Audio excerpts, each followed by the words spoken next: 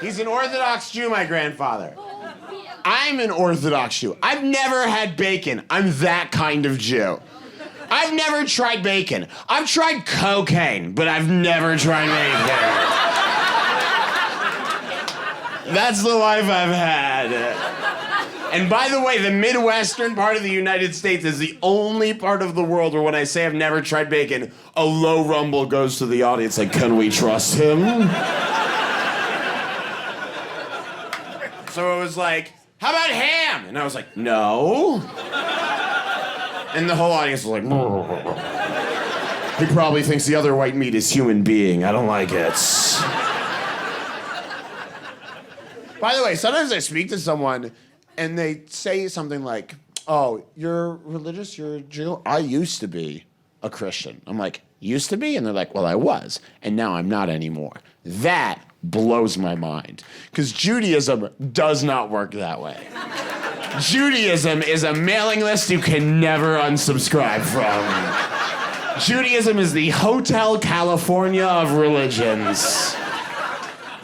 Because it's not just a religion, it's a tradition, it is an attitude, it's an anxiety.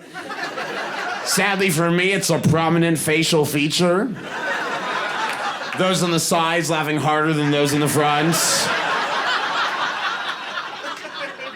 I remember the first time I was aware of being Jewish. I should have been aware like 8 days in, but you're not really like around when they cut ya. I was at children's birthday party, and not for my circumcision. I mean like a different time. That would be an awful children's birthday party. Imagine your kid comes home and you're like, how was the birthday party? And he was like, there was the weirdest magician I've ever seen. He was this rabbi, and he made a I'm going to my room now. I was at children's birthday party, and I reached for a slice of pizza that had some sausage on it, and my grandfather was there, and he slapped my hand away, and he said, you can't have that. You're Jewish. And I said, what does that mean? And he went, it means you'll never be happy.